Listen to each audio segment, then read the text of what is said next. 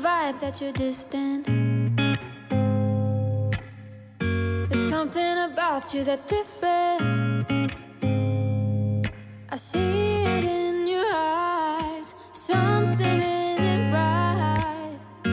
Tell me again what I'm missing. 'Cause you're fading out. We've been here before.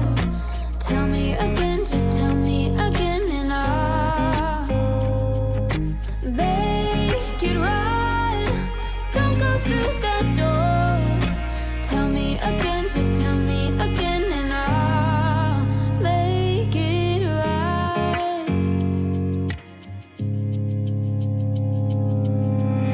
It is a lie when you tell me that nothing is wrong, just leave it be. But I see it in your eyes. Something isn't right. Tell me again what I'm missing. 'Cause you're fading out. We've been here before. Tell me again, just tell me again, and I'll make it right. Don't go through that door. Tell me again, just tell me again, and I'll make it right.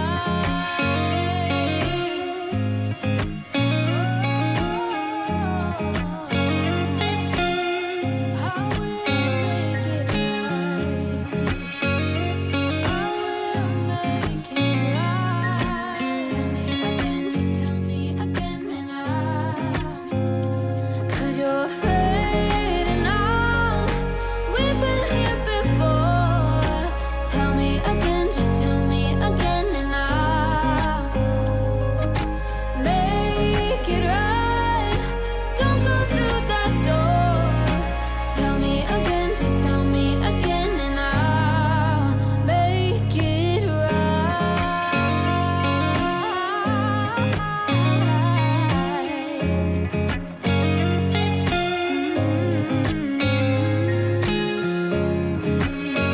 Tell me again. Tell me again.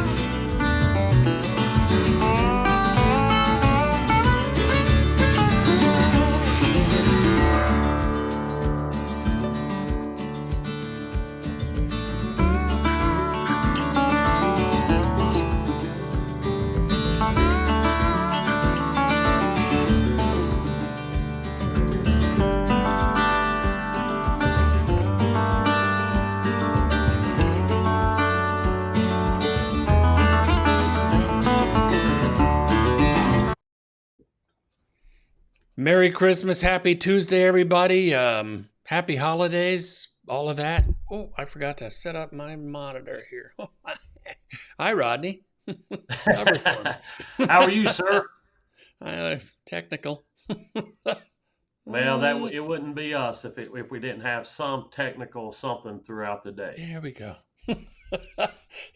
It'll work. You'll see. And so, are you prepared for Christmas? Not as normally as I am. Um, Not normally as I am. Yeah, there's still a few. I may be giving some cash under the tree this year instead of my normal. I normally do all my shopping, Got but I'm it. behind. But what you're saying is you're not 100% good to go this time. No, but cash will always bail me out. Yeah. Oh God. So do you have any plans for the New Year's Eve or anything? You just gonna, do you know? We're actually my the traveling. We've got all of our traveling out of the way and seen all of our Oh, other our extended family. So now we've just got our family, and we're going to be, maybe spending it at some kind of duck camp, or if it's froze up down there, we're going to spend it at home and just enjoy our time together. you and ducks, man. It's crazy. It's crazy. I'm sitting there the other day in a duck blind, and I'm like, I'm literally sitting out here, driving hundreds of miles and freezing and all that stuff, waiting on a duck to fly by. Think about how crazy that sounds. It's like, And honest to God, I don't want to throw anybody off, but how many ducks does it take to make a full meal? I mean, it's got to be more than one, right? yes, it's there's different types of ducks, and we there's several teal in our area, and they're the ones I like to eat best. And like my son cooked probably, I think he cooked three or four for my middle son, which he just turned 16. So my oldest cooked up some duck before I got home, and I think he cooked two or three ducks, and my middle son was like, "Man, I need a little bit more meat than this," because it turned out like they looked like more like chicken nuggets than they were duck breast. Oh, But right, there's some duck good breast. sized ones. There's good Yeah. sized ducks, so it doesn't take a whole lot. And for anybody that's not into hunting, sorry. Yeah, Really sorry about that. we So, do eat them. We do. We don't shoot anything we don't eat. oh, good. Well, are you ready to? Hey, this is a Tennessee. This is a Tennessee call, Andy. So you're going to get stuff like that if people watching us That's from, you know, yeah. There's hunting in Tennessee. Just be okay yes. with it. So, what we're going to do again? My name is Andy Elliott. I'm a realtor here in Williamson County, Tennessee. Live in Brentwood, and on my right is Rodney Wilds, VP of F&M Mortgage, up there in Brentwood as well. We service the entire Nashville area, but we're not here to sell you anything. Bottom line is we just enjoy each other's company. We like doing this live stream thing. And for anybody that's watching the replay, and if you have questions, all of our contact information will be in the description box. It's not yet till post stream. But if you have questions, just reach out and call. We're not. I think we made it really clear. We're not trying to sell anybody anything. We just want to help them along their journey. Because hey, you could be in Philadelphia. We can't do anything but give you our best opinions. So I hope you'll take that to heart. I hope you'll get a hold of us. That'd be a really good thing. The way we start out every week is what most everybody wants to know is how much is it going to cost me? That's like question number one most of the time. And so Rodney starts out with a screenshot of where the rates are and kind of where he thinks they're going to go. So here we go. All right. You can see this morning we've had a little bit of a downturn. Red means it's getting a little bit worse. Not too big, but one thing I've been pointing out here is we had a really big trend that this kind of boosted our interest rates a little bit, knocked them down a little bit, created a little activity in the market, and after that, you've seen they've been holding very steady after that, and that's a good sign. We think that, to me, I think that that's a good sign going into next year that um, you know hopefully inflation is where the government wants it, and job losses are coming slowing down a little bit, and we'll get back to maybe some improvement in these rates. But that's kind of where it stands today. I'm it what I consider is bounced off of like a 7% floor or whatever, and I think that we may have seen our maximum rate with that because of this day right here. Basically, when rates got to this point, a simple way to put it is a lot of people started buying them at 7%, as Mhm. investments, and that created, a little bit, the supply and demand. So it kind of knocked them down, knocked the rates down a little bit, and that's kind of where they're holding steady. So That's good. That's a good sign, right? I like it. Steady is good. I like it. Good. Good. Well, I know that when we're talking about that, we've got um, there's a obviously there's a lot of conversation about the Fed funds rate and what they're doing, and although they don't directly affect mortgage rates, they do indirectly get in the mix. That's for sure. And there's of course Jerome Powell only lifted rates. Well, the Feds, they only lifted rates Hmm. 50 basis points this month. And there's a gentleman named Jeremy Siegel who's a professor. I think Wharton College is what he is, and he's well renowned. But he's got an opinion like everybody else. And I guess what I'm saying is when you're talking about those rates bouncing around, that his opinion is that inflation is over. Now we're just navigating, getting to where it needs to be. Now, again, that's just one man's opinion, right? Right. And he thought that maybe the Feds were a little bit too aggressive. They started a little bit late in the game, and nobody's throwing blame. We're just where we are. That's okay. But it's good when you have at least one person, and he's not one of these. He's not trying to sell anything. He's a professor. He doesn't care. But at least he's getting the message out there. If there's more than one message that maybe we're past the worst of it as far as inflation goes. Hmm. Good. Good. That'd be nice to see. It would. A nice turnaround at the first of the year. That'd be cool. That'd be really good. I guess the tricky bit on all of that is for these adjustments to hook up and get stable. What they're suggesting is it's going to be stable, like you're talking about, with trending down a little bit, and again, just tiny little amounts, you know. But it'll be the middle of the year before they know where everything stands, and that's kind of my point. Is when you're dealing with real estate and numbers like that, that is a slow moving thing. Although, you know, prices did go up pretty fast, and they're coming down relatively quickly, so it's not as slow as it used to be, I guess. Hey, Angie, Yeah, how are you? Good morning. Angie. Angie, she's in. She's up. But so that's I guess that's my message is that things things are looking a little bit better. Maybe, I don't know, but no, neither is anybody else.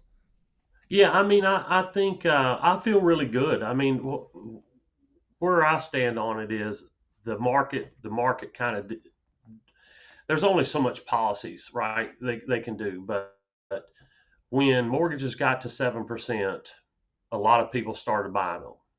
So to me, that says if it gets back to seven, then people will be buying that as well. You know, um, so that's kind of the for me. I'm looking at it like, well, if seven creates a huge buying market, I'm thinking that's my cap of like, hey, that's where I think the rates can kind of cap at.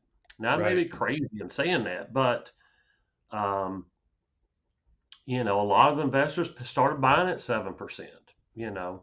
Thinking think about it. 4 years ago, or 3 years ago, 2 years ago, you said, give me what kind of rate could you give me, on if I want to invest, $50 million or whatever.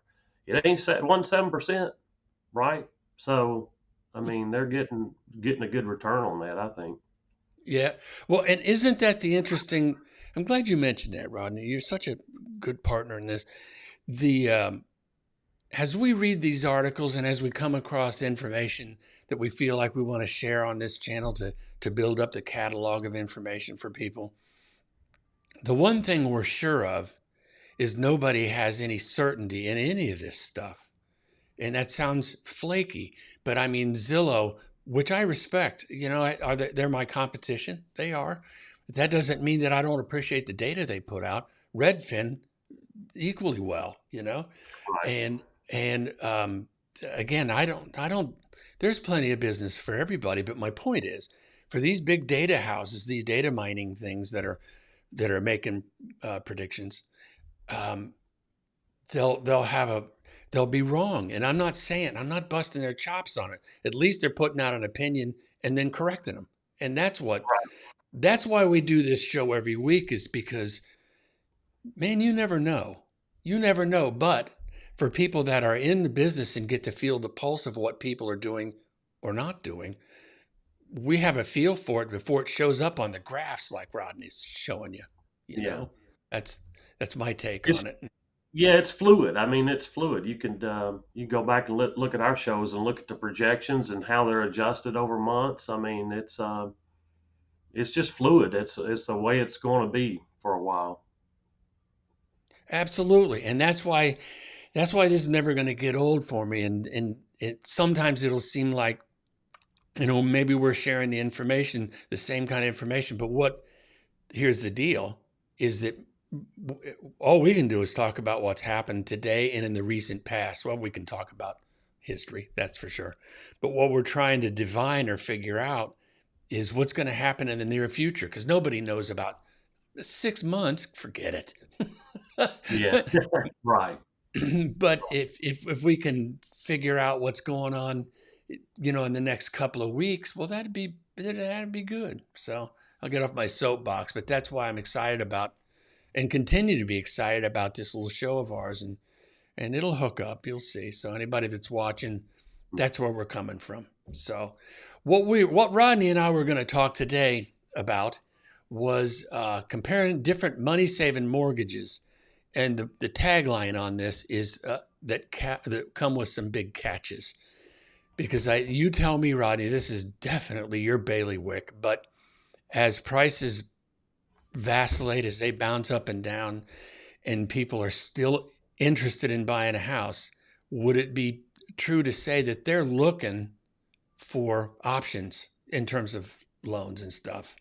A million percent, yes, a million percent right now. The options are presenting options right now is extremely important for us as LOs. So yes, um, we want to, there's a lot of stuff going out right. The overall problem, or problem for buyers, most buyers, is affordability issues. Right, house went up, rates went up.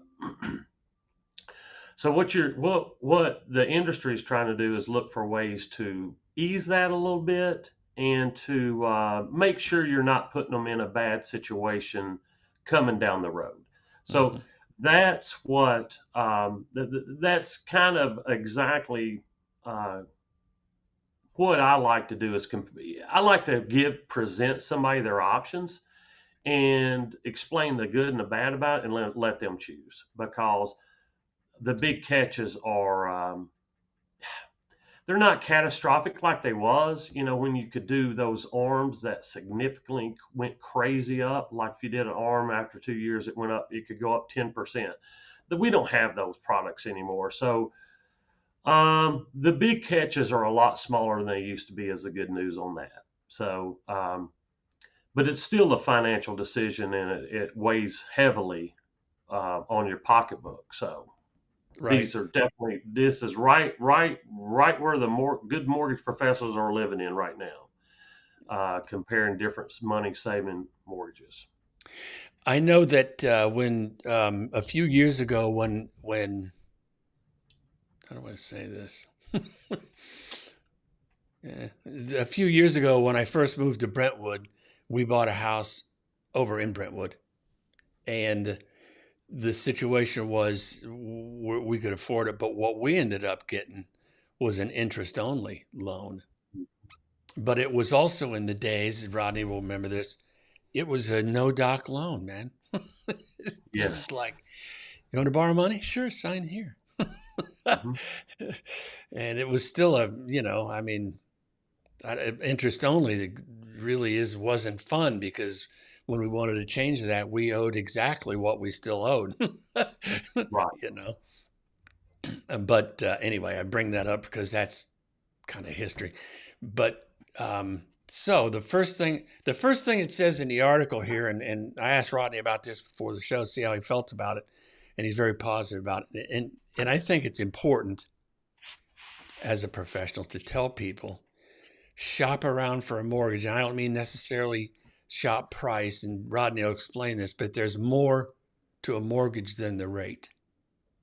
And so when you're shopping around, try to find somebody you think that will listen to you and give you what you want. Hey, can you help us kind of expound on that a little bit, Rodney? 100%. Yes. And there's what I like to do is I tell our customers to shop. I'll go through what I do. I just think of it as a consumer, right? If I'm a private person, so I don't want to give out my social and make an application just to see what somebody can offer me on a 30-year fixed rate. That's nonsense. Now, I understand that if I give my credit or I tell somebody what my credit score and it comes back different than what I told them, then my situation, my rate or my quote could change. But what I like to do is just tell how to shop without giving up all your information. I think it's important, that you don't apply with 6 or 7 different people throughout the process. You can call and get a estimate of cost without application at most places. Now, I recommend doing that on the same day. You have to do it on the same day so you can get relatively in the same time frame because rates change intraday. So you could go to somebody in the morning and their quote be really good, and you're like, oh, you've seen somebody in the afternoon, it could be better or worse. But if the rates change that day, you still don't know how they actually compared. So I definitely recommend shopping, and I tell people how to do it, and then just have a conversation about if there's an option that I didn't present that they may have seen somewhere else. And so, sorry about that. That's really interesting. So you're teaching people sort of how to get rates, checking around anonymously, or not to have them run their credit, that kind of thing. Is that what you're saying? Yeah, not necessarily anonymously, but like if somebody was calling, let's say, I'll give you an example. Let's say, Andy, somebody called you, um, and they were working with you. They loved you. They want you to represent them, and they have a quote from, let's say, a competitor that is probably not very good. Okay. Mortgage company X, whoever that is, and you'd say, okay, hey, we know F&M, they're local. If you'd like to see a quote, I can get my guy to call you or give you a quote on this. There's no obligation. So I wouldn't want them to apply until they could see my deal in writing, based on what they told me. So Got it. and then handle it after that. So that way they don't have to give out their information. It's a big arduous process, to send in docs. I mean, it's a lot to go through a loan process. So that's why I like to do it that way. People want to know that information, and I'm private, so I don't want them to give. You know what I'm saying? I don't want their information until they feel like I'm a great fit for them. What you're If that saying makes is you know exactly how they feel. That's what you're saying. Yes, yeah. I mean, I don't feel like you need to go give all your personal information away just to get a quote. And you make a really good point too, because and people probably might want to pay attention to this, is that until your rate's locked in, everything it's only as good as the paper that it's written on, right?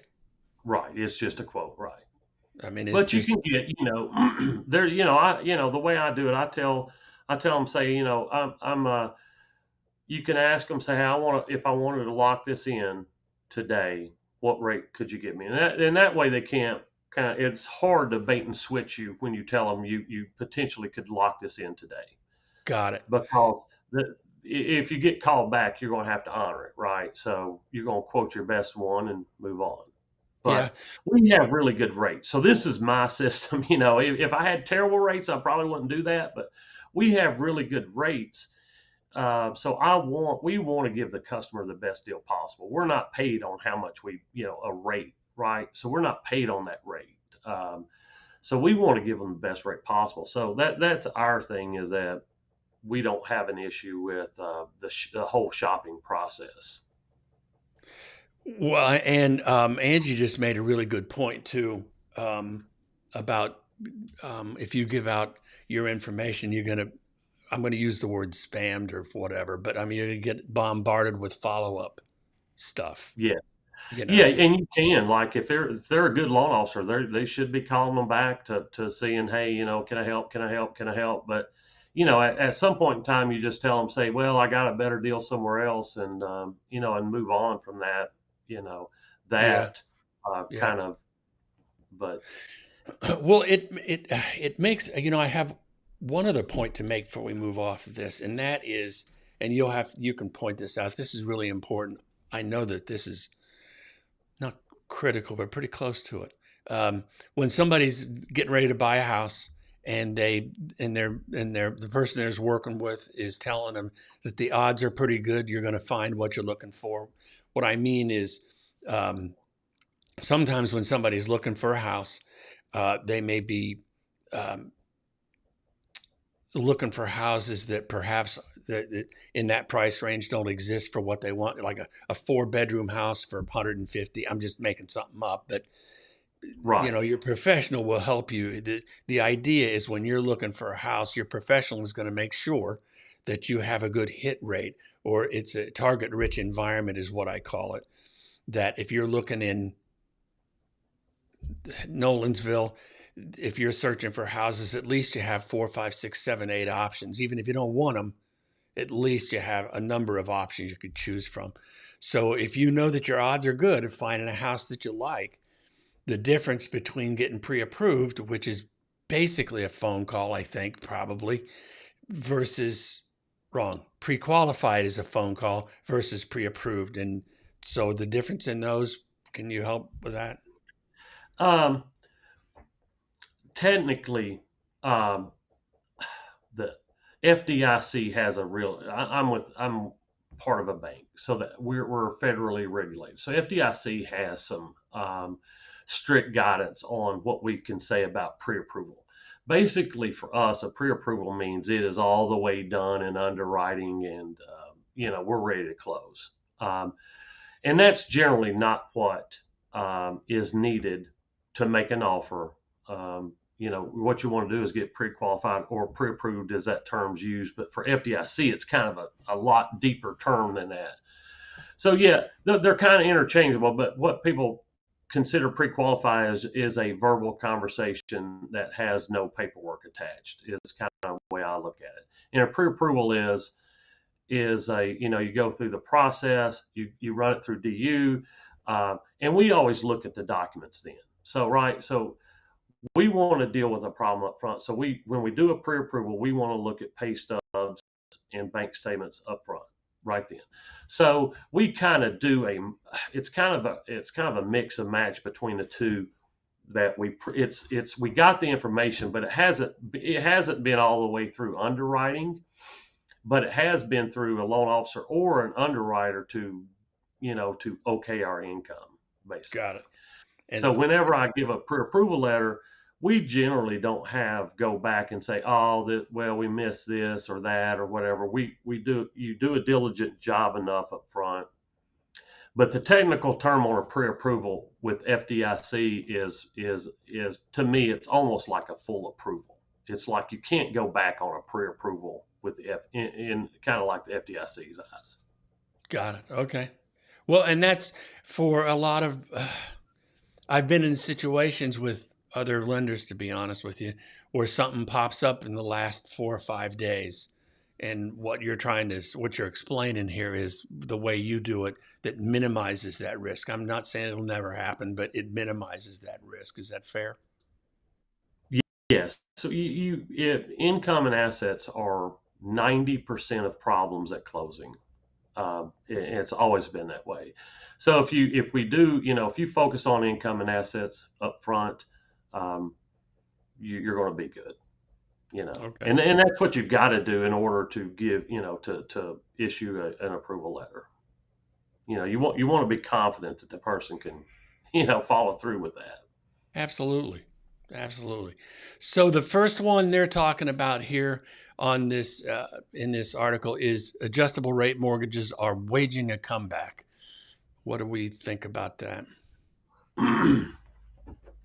They are, but it's at such a small margin. It's not, to me, it's not helping. I don't think from the investors I have to choose from, they are not putting out any kind of decent ARM pricing at all. So we just don't. We're not putting a lot of people in them. We're not doing very many of them, because, and I think it's because the investors are not confident that these things are going to be around for a long time. I think that they're thinking that the rates are going to shift, and if these shift and they got a bunch of ARMs that's been recently put on the books, they're liable to have a wave of early payoffs. So I don't Which is think the they're opposite not of what they want, right? right. Early payoffs is Yeah, early payoff is they're going to penalize. They're going, it's not good.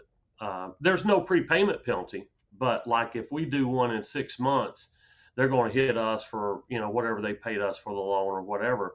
So it's they're to me, I don't think they're. And from what I can tell, I don't know of a single loan officer that has a decent ARM product right now.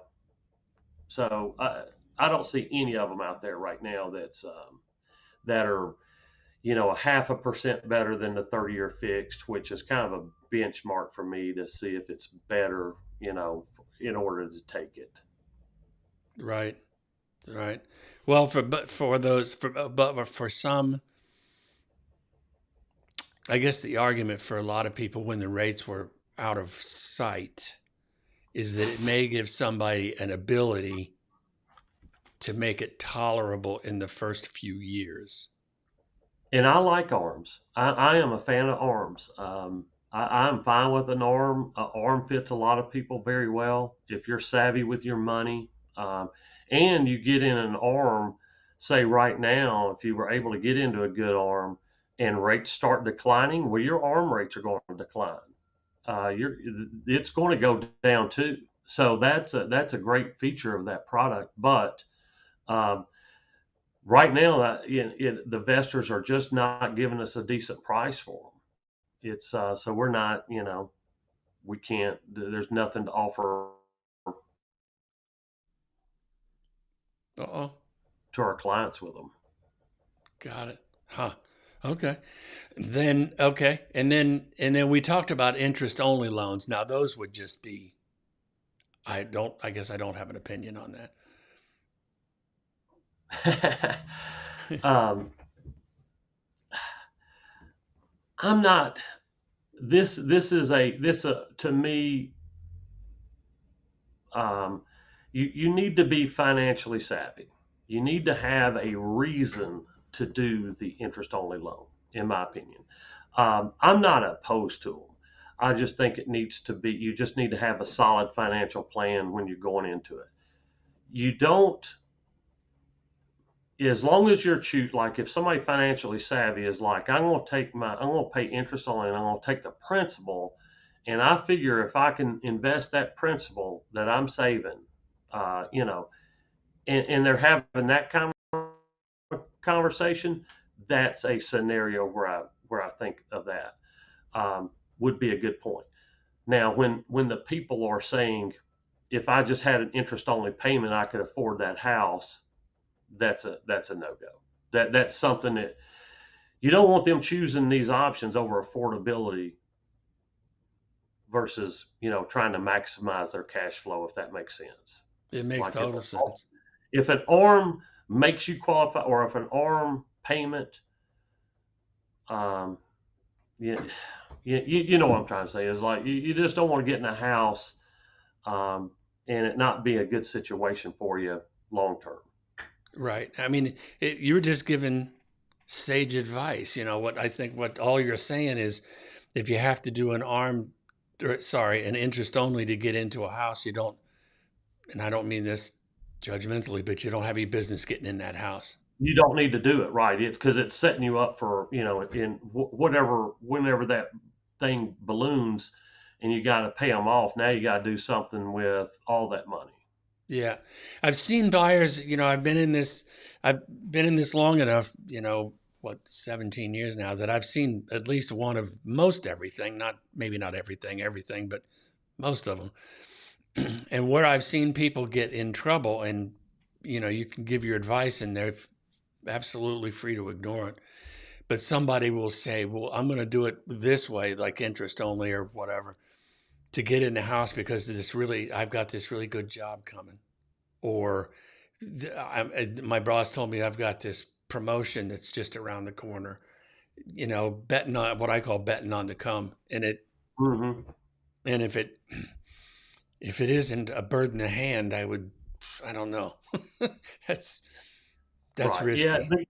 The good thing about a scenario like that is if they're doing these loans in today's world with today's underwriting, there's going to be a worst case kind of thing. Like if you do a 5-year arm, you qualify at the 5-year arm rate.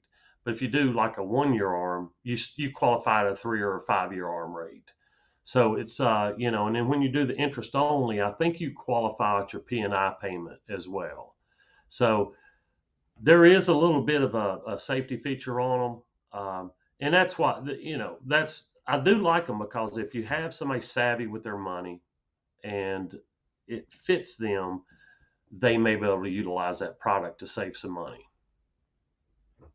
Yeah, no, I get it, and at least we've got some flexibility. We got options, and that's what today is all about.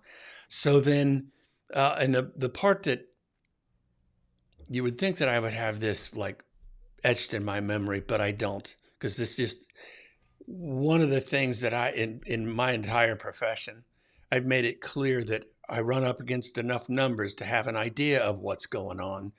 But when it comes to making decisions and um, I'm not the lender, and I don't pretend to be. And so uh, when somebody has mortgage questions of any kind, my answer is always that's a Rodney question. Please talk to them, because the last thing I want to do is give advice that was good a month ago, and because I don't stay on top of mortgages, it's now bad advice. So when we're talking about points, buying down points, discount points, all that kind of stuff, how does that all shake out?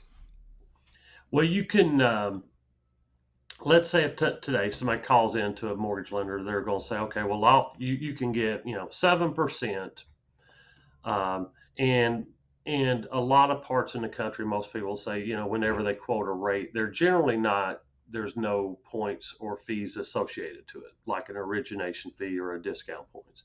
So that's always something you're going to ask and see. That's why you get it in writing. Uh, but let's say they say that, and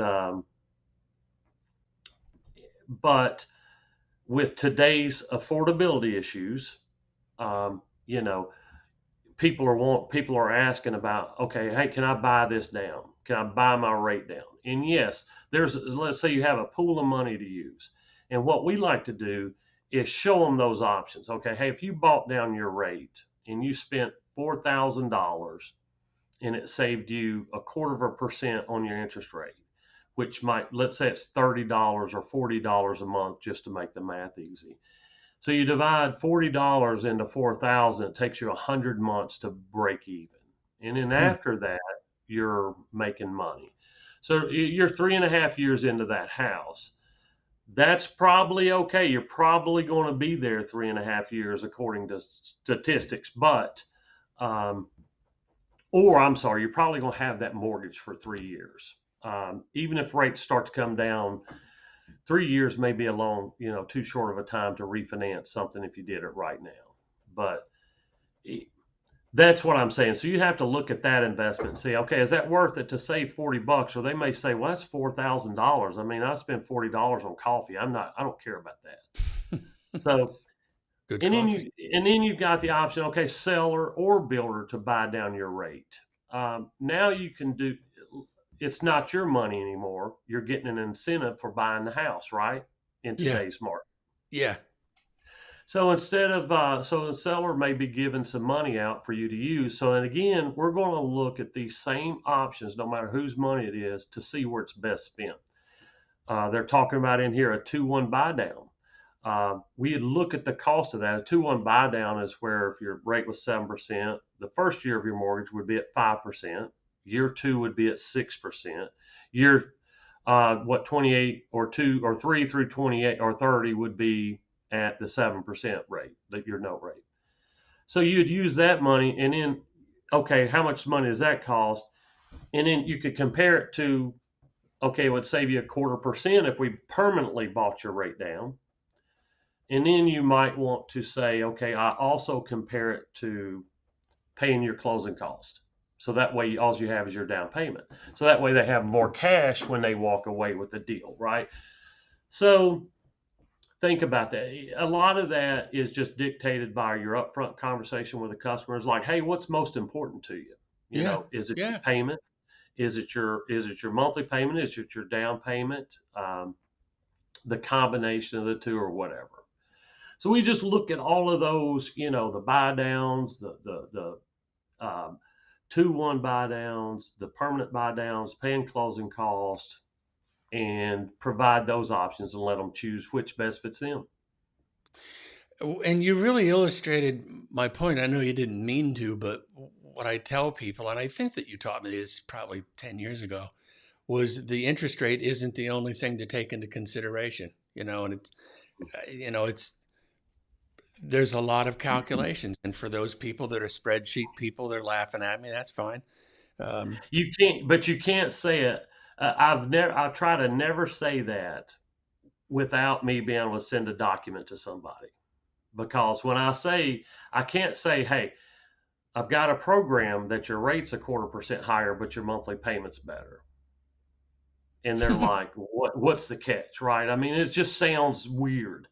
But yeah. there are programs to where, like, if you're that may have mortgage insurance or whatever, that I can buy an upfront policy and totally wipe that out and give them a little bit better rate or whatever it is, and structure the deal to where their payment is best, right? Right. And so that's. But I try never make that statement as like, hey, your interest rate's not always the most important, because any customer coming to you, they don't have the concept of maybe interest rate isn't as important. So I never say that unless I'm able to show Back them it on up. paper. Yeah. Yeah. Well, maybe I'll have to rethink that. Well, that's just for me. You know what I'm saying? Because it's a crazy. It sounds crazy. It's like that sounds like somebody with high rates would say that to me. Like if I was calling Maybe. I'm just looking at like, well, if I heard that, I'd be like, oh, your rates must be terrible then. Yeah, You know, you're gonna stick it to me, right? right? Yeah, So this sounds to me like, and I like the word that you used, the way it's structured. That's what your deal is being able to. Because I've called you a million times, and I know you get sick of my calls. How does this work? And you're teaching me the structure of how all these things come together. I mean, I yeah. I can mean, handle the house side of it, that contract side of it, I can do in my sleep. Not that I would, but I mean, I could. But it's the structure stuff that I don't know, nor do I want to know how that works like Rodney does. It's not my deal. well, I mean, it's just like it's just like your job. I can't go in a house and picture where my couch would sit and all that stuff. I mean, when you're going and selling a house, or showing people the features of a house, or providing them information, yeah, I'm lost in that area. I'd rather have a spreadsheet and say, which, find out which program's best for me because I can do that research for them. I mean, that's what I do every day. So it's. Yeah. I'd have to say that my strong suit in the real estate business is helping people find what they need. And this isn't a sales pitch. Rodney made me think about it. But really my greatest strength is negotiation. Yeah, That's I it's one of those things that I can I agree with that. I can get things done.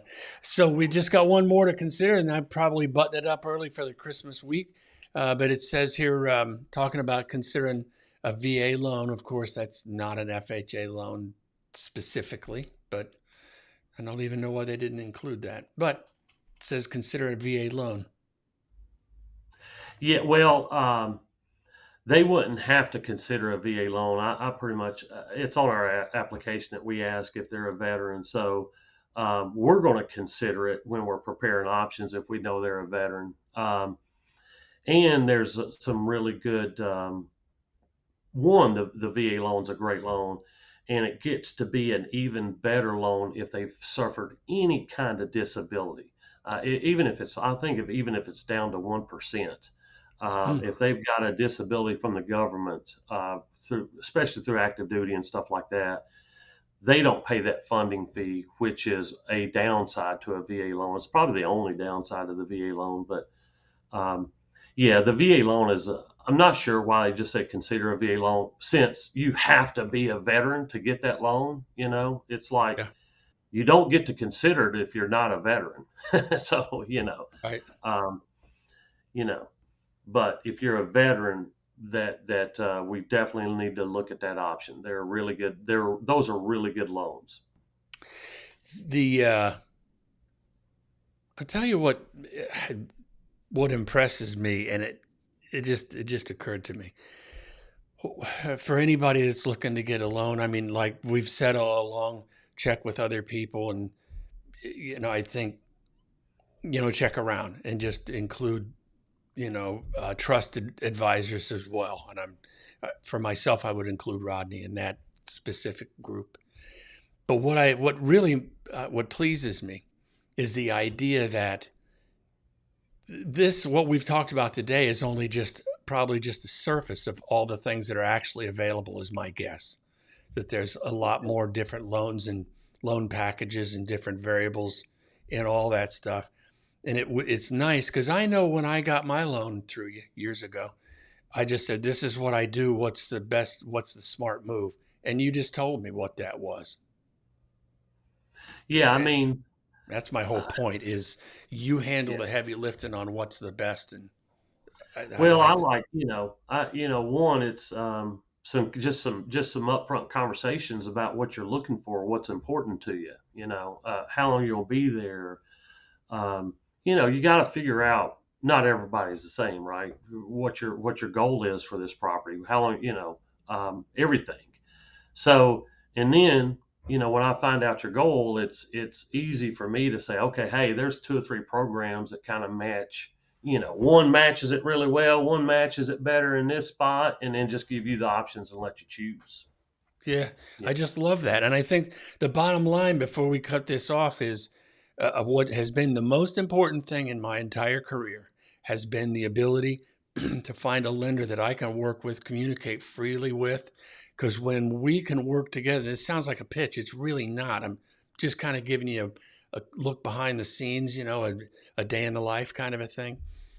For a realtor that can work closely with a lender, the buyer has the best chance of getting the house they want at really good rates. That's a good deal for them, and it's safe, and it's all of those things.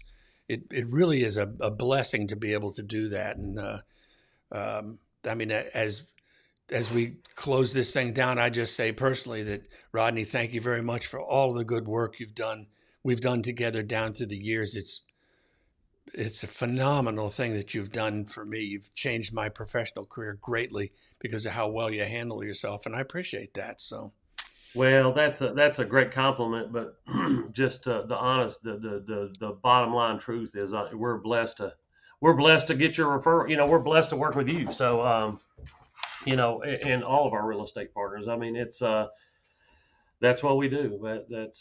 But without our real estate partners, we don't we don't have a job. So we appreciate Yep. it. But Well, and I'll add to that. When you find your I agree. Let's say if you're it don't matter if you're in Oklahoma or Cincinnati or wherever you're at, your your real estate agent and their lender will have a relationship. And when they do have a good relationship, that definitely benefits the borrower by, um, we always want to do a great job for our referral partners because that's how we sustain our business, right? If I do a terrible job, the customer's not going to like me, the real estate agent's not going to like me, we're not going to be in business for very long. So, that's just part of the synergy of it all. I agree totally, Andy. And I'm not saying like you still need to shop. Like if you're in Ohio or whatever, and your agent says, "Hey, this is a recommend. This is a lender I use." They're giving you a hookup with somebody, but it doesn't mean you've got to take their face value. It would be, I want my clients to shop because I look good when they do, right? oh, So yeah. if that client goes out and shops and sees that, it's easy for me to say, "Hey, I have great rates," but only when they see it does it matter. Only when they say that does it matter. So I want them to go out shop. I tell them to do it, try to do it the way they can do it uh, with less headache, and then yeah, just move on from it. But yeah, if you're outside the area, a lender realtor relationship they always go better, in my opinion. Yeah, it really does. And some other day we'll talk about bringing a title company into the mix. But anyway, hey, listen, I just Yeah, want to thank you. and that's big. We do need to talk about that. That's big. I had one really quick. I have a perfect example of that. We had one of my loan officers come to me with a title issue. We knew there was a title issue with some heirs selling the house, et cetera, et cetera. I said, do not. I said, please, Chapman and Rosenthal has to do this title. I said they're gonna do it for the customer. They're gonna do some quick claim deeds and record that for a very minimal price because they're doing the transaction. Oh man, it was almost 4 weeks before that title company we used actually understood what we were trying to accomplish in that transaction. It was awful. So yes, your title company is can be as important as your agent and your lender at times. The final seat you take will be at the title company. Make sure it's a good one. Yes. Yeah. Well, listen again. Thanks for a great year. I look forward to having a rockin' next year, Rodney. I can't thank you enough. Merry Christmas to you. Any final thoughts for anybody that might be listening in? And No, yeah, just have a great Christmas, a great New Year, and look forward to doing it next year. Keep all on right, keeping on. keep on. All right, hang on. Let me get this going here. Uh, See you, Angie. See you. That may be windy and Phil on there too. I might be Merry seeing it. Christmas.